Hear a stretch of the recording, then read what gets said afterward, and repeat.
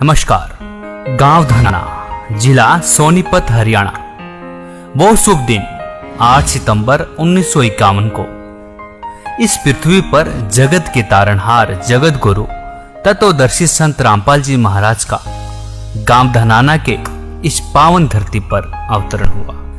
दोस्तों, हम इस गांव धनाना की पावन धरती को पवित्र इसलिए कह रहे हैं कि गरीबदास जी महाराज जी ने अपनी अमृतमय वाणी में कहा है कि धन नगरी, धन भूमि, धन धन करणी, धन देश, धन करणी, धन कुल, धन जहां साधु परवेश। इस दास ने 17 फरवरी 1988 में परमात्मा की शरण मिली थी और उस दिन के बाद 6 वर्ष 1994 तक दास ने जेई की पद पर सर्विस की। काम करते, अपनी ड्यूटी करते करते भी हम भक्ति करते हैं। हमारा रूल यही है, काम भी करो, भगवान ना भूलो, बुराई छोड़ दो। लेकिन 1994 में परमात्मा ने आदेश दे दिए गुरु महाराज ने कि तू इस काम ने संभाल। अब गुरु की आज्ञा का अवहेलन करना भगत का काम नहीं होता। जो गुरु वचन पर डट गए कट गए फंद 84 के। भाई, जो गुरु वचन पर डट गए कट गए फंद 84 के। और उन्होंने अचानक मुझे बुलाकर पास बैठा लिया, कहने लगे आज से तू नाम दिया करेगा और जितने भी वर्तमान संगत थी सबको कह दिया और सबको बता देना कि जो इसको गुरु नहीं मानेगा वो मेरा कुछ नहीं होगा। मेरे पसीने आ गए कि मैं तो 2 कौड़ी का जीव, एक मजदूर आदमी, और परमात्मा ये इतना बड़ी जो है ना, इतना बड़ा जिम्मेवारी का काम। और उनके पुराने पुराने भक्त निरे थे, लाल कपड़े पहन कर बाबा जी भी बन रहे थे, उनके साथ रहा करते। उनको सबको निकाल दिया था उनकी त्रुटियां देख जाकर। हमने नहीं पता था कि हो रहा है, क्या इनका मालिक का उद्देश्य है। जब वो 104-5 साल की उम्र थी उस महापुरुष की, हमारे पूज्य गुरुदेव की, और कहा मैं तेरे साथ रहूंगा। और तीसरा शब्द एक दिन कहा था कि रामपाल तेरे सब बराबर इस संसार में संत नहीं होगा, पूरे विश्व में तेरे बराबर संत नहीं होगा। अब इस दास का और संत का के मेल था। हम तो भगत थे, दास थे, भगवान की भक्ति करते थे, अपनी नौकरी भी करते थे, बच्चे भी पालते थे। अब कहते हैं साध वचन पलटे नहीं, चाहे पलट जावा ब्रह्मंड। उनका वचन नहीं पलट सकता, उन्हें जो कह दिया सो कह दिया। तो वही ये फल गया। नहीं, हमारी तो घर के ना सुने थे शुरू में, अकेला नाम ले रहा था। बालक भी तो बालक छोटे थे, वो तो घर जैसे कहूँ था मान जाते, उनकी माँ नहीं माने, फिर मेरे माता पिता नहीं माने। अगले भाई पुरानी लाग कुकर छोड़ना, बड़े साके में पा आया। फिर परमात्मा से अर्ज करी, धीरे धीरे वो समझन लागे। ना सुनते तो भी बोले जानता बावड़े की तरह। तो धीरे क्यों कान न कैसे बंद करेंगे वहाँ बैठे हुए। तो ये ऐसा निर्मल ज्ञान है, एक बार अंदर का सुबह कैसी सिरंजा जानते काम करेगी दवाई। तो धीरे धीरे कान के माध्यम से ये दवाई भेजी जाती है। और आज देख लो, रंग ला दिया परमात्मा ने। उस परम पिता पूज्य गुरुदेव जी की शब्द शक्ति से सब काम चल रहा है और कबीर परमेश्वर हमारे सिर पर रहते। तो परमात्मा उस दिन के बाद सन 1995 में इतने 21 साल के बाद इतने पाठ हम घर घर पाठ किया करते थे। 3 दिन पाठ करते थे और 1 दिन पहले जाना पड़ता था। ये दास स्वयं सेवा करता था, घर घर जाके उनके सब जहाँ हमने पाठ करने का स्थान देखना होता था उसकी सफाई करते थे। कईयों का देख कर कमरा होता बड़ा सा, उसी में पाठ भी करना, उसी में खाना भी बनाना, उसी में खाना भी उसी में, सोना भी उसी में।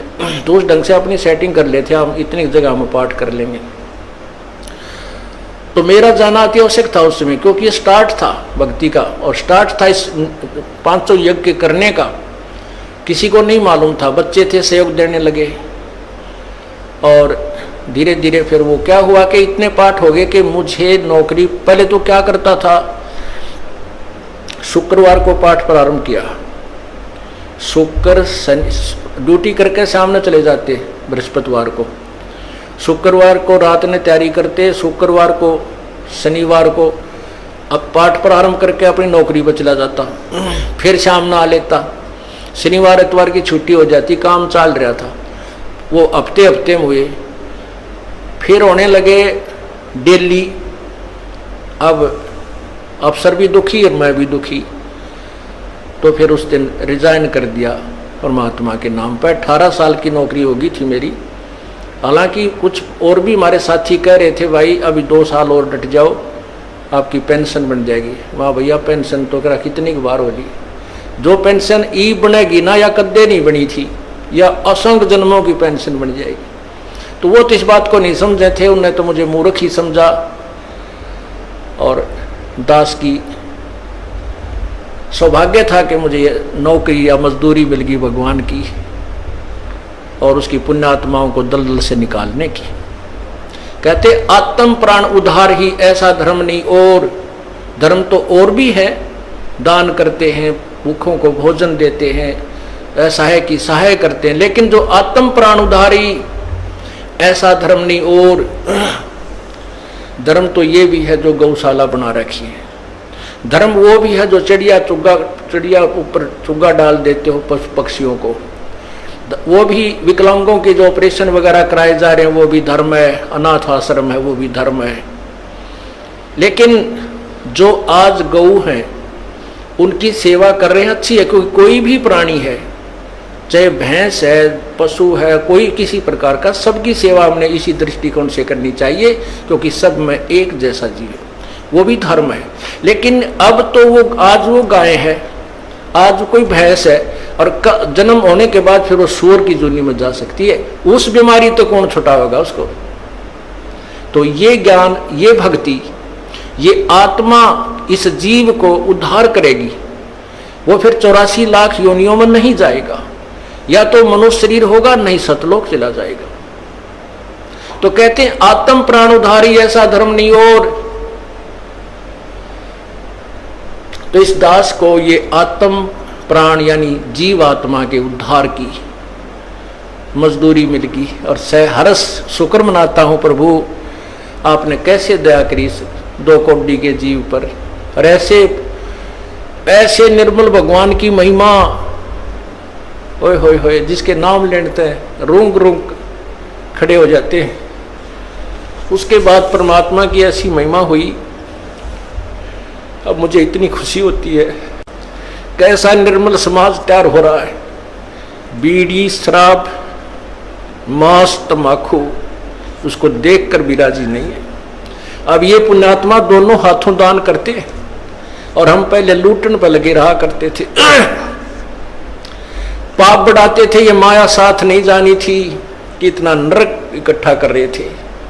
और परमात्मा क्या कहते हैं, सतगुरु के सजदा करूं कर्म छुटाए कोटि, और जो ऐसे सतगुरु की निंदा करे फिर जम तोड़ेंगे होठ। अब जो लोग बिना देखे सोचे समझे और भक्तों की, संतों की बुराई करते हैं, अब क्या बताते हैं कि सतगुरु के सजदा करो जिसने कर्म छुटाए कोट, करोड़ों पाप कर्मों से हटाकर और पुण्य कर्मों पर लगा दिया। कितने पाप कर्म बचा दिए हमारे। और जैसे ऐसे सतगुरु की जो निंदा करते हैं, कहते हैं उनके जम तोड़ेंगे होठ, यम के दूत उनके ऐसे लठ मारेंगे, चाहे कितने लागो, मुंह पे, होठा पे। होठ इसलिए कहा कि इस पर ज्यादा दर्द होया करे, सोई भी बड्डी आया करे। तो कहते हैं वो जम तोड़ेंगे होठ जो बकवाद किया करते थे, संतों की निंदा करते थे। नित्यानंद जी महाराज ने यहां तक कहा है, भाई तू ना मानता ना, ठीक है, अपना और काम कर ले और कुछ कह सुन ले, पर संत की निंदा मत करिए, ये तेरे लिए बहुत जबरदस्त पाप बन जाएगा। लेकिन जो इस मार्ग से परिचित नहीं है, वो नादान बच्चे आग में हाथ दे देते, बिजली के तार को छू लेते, और ज्ञान होता सत्संग से, और सत्संग में ये काल नहीं आने देता। तो उस दिन के बाद परमात्मा की ऐसी रजा हुई कि बाग लाग गया भगवान का। और यही प्रार्थना करता रहा, परमात्मा तेरे बच्चे तुझे समझे पहचाने, दास को ये नौकरी दी है, इसमें सफल भी आप ही करोगे। इन लोगों ने तो आपको भी नहीं बख्शा था, जब जिसमें आप यहां आए थे काशी में 120 वर्ष रहकर गए, सारा जीवन आपके पीछे पड़े रहे, उन दुष्ट आत्मा स्वार्थियों ने अपने स्वार्थ के लिए जनता को सत्य ज्ञान नहीं समझने दिया और परमात्मा को बहुत यातनाएं दी गई। अब उनकी जो यातनाओं, उनके साथ जो हुए संघर्ष को देखकर इस दास का दिल डटा हुआ है कि हमारे साथ तो अभी कुछ भी ना हुआ है। जो उस परमात्मा के साथ कितना तेल के कढ़ाई में डाल दिए, कितना काट काट के घेर दिए, कितना कुएं में डाल के ऊपर तो डले ठोक दिए और फिर भी डोके न पाए। वो तो समर्थ थे और जनता कुछ नहीं बिगाड़ सकी और ना ही उनको समझ सकी। समझना चाहिए था, कुछ लोग समझे भी थे, लेकिन बाद में फिर वो ठीक ढंग से ना लगे तो भगवान ने उनको स्वयं ही रिजेक्ट कर दिया था। परमात्मा क्या बताया करते थे, कैसा ऑथेंटिक उदाहरण दिया करते थे। अपनात्माओं क्या बताते हैं, भाई सिर साटे की भक्ति है और कछो नहीं बात, सिर के साटे पाइयो अवगत अलख अनाथ। अब शीश कैसे देना है, शीश ये नहीं भाई काट के सिर चढ़ा दे भगवान के चरणों में, ऐसे नहीं। जैसे आपको परसों के सत्संग में सुना था कि गुरुदेव को समर्पण कर दिया जाए। समर्पण का अर्थ यह है कि जो आज्ञा दे वही की जाए, चाहे वो बुरा लग रहा है चाहे अच्छा लग रहा है, उसमें हमारा हित है, अति हित होता है। और संत क्या कहते हैं, भाई बीड़ी शराब मांस तम्बाकू ये मत पीना। संत कहते हैं चोरी जारी नहीं करना, डाके ना डालना, किसी की जेब ना काटना, ये महापाप है तेरे लिए। अपना करके खाना बेटा, भगवान भजना, इससे तेरा कल्याण होगा। और हम यही वचन नहीं मानेंगे तो फिर यहाँ स्कूल में आने की आवश्यकता क्या है, इस विद्यालय में सत्संग में आने की आवश्यकता क्या है। हम गलतियां भी गलती पे गलती करते रहे और फिर सत्संग में भी आ रहे हैं तो वो फेल हो जाएंगे विद्यार्थी, वो पास नहीं हो पाएंगे।